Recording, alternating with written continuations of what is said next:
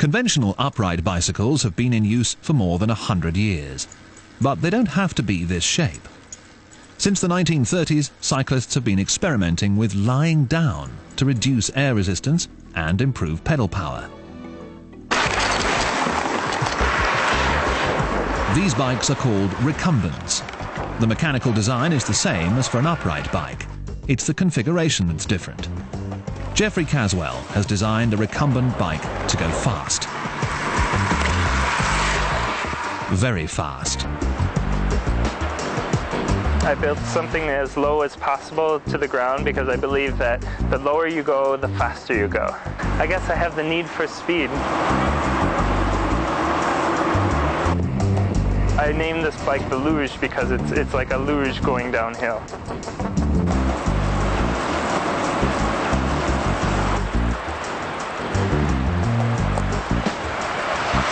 For me, it's quite exhilarating, and I guess I live my life on the edge a little bit, and I rather enjoy it.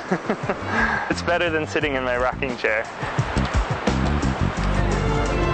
Recumbent bikes can go even faster when covered in a streamlined shell.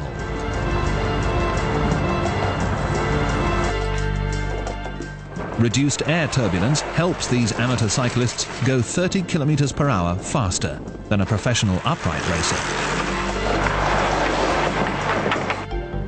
Recumbents don't present the blockage in terms of wind flow. There's nothing to catch air. If you can reduce the profile and make something very thin, it's going to go fast. That's all there is to it. There's a prize of $25,000 offered to the first team that can pedal a bike over 120 kilometers per hour on a flat highway.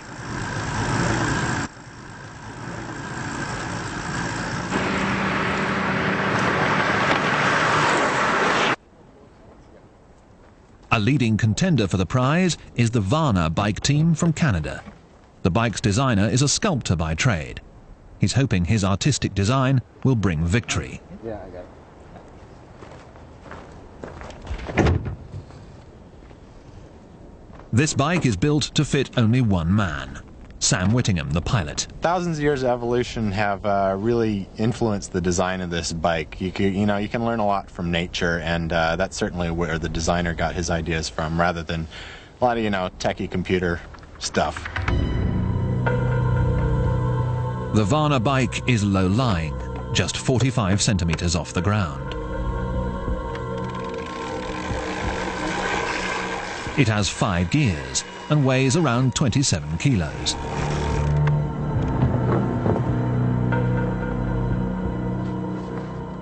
What makes this bike extreme is the fact that you can go that bloody fast under your own steam. There's nothing quite like it. Sometimes I'll think, oh, wow, to go that fast, and it's just me. There's nothing else helping me. There's no wind, there's no motor, nothing, just me. That's kind of neat.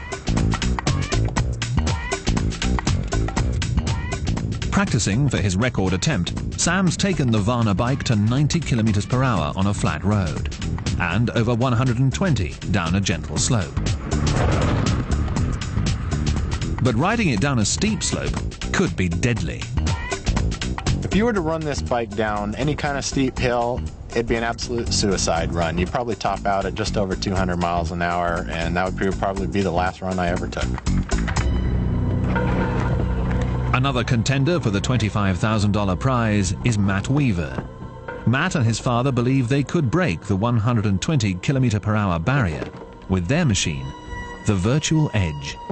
The idea of being able to go faster than the national speed limits, the laws of the land, with your legs alone is very exciting. This complex bicycle will be encased in an aerodynamic pod. Today, father and son are road testing the technology of the Virtual Edge. And this bicycle is very much part human body and then part another basic fundamental element, the wheel, and put them together and see what they can do.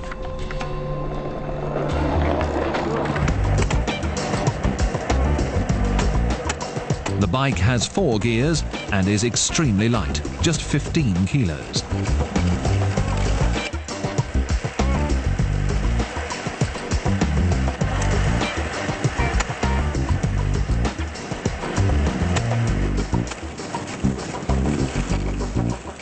suddenly you notice things are starting to vibrate a little more and things are zipping by you faster. It's like being in an airplane. You actually bank through the turns. It's like flying a fighter jet as low as you dare go. Pretty soon you go, wow, and you feel like Superman. But will Weaver's Virtual Edge beat Whittingham's Varna bike?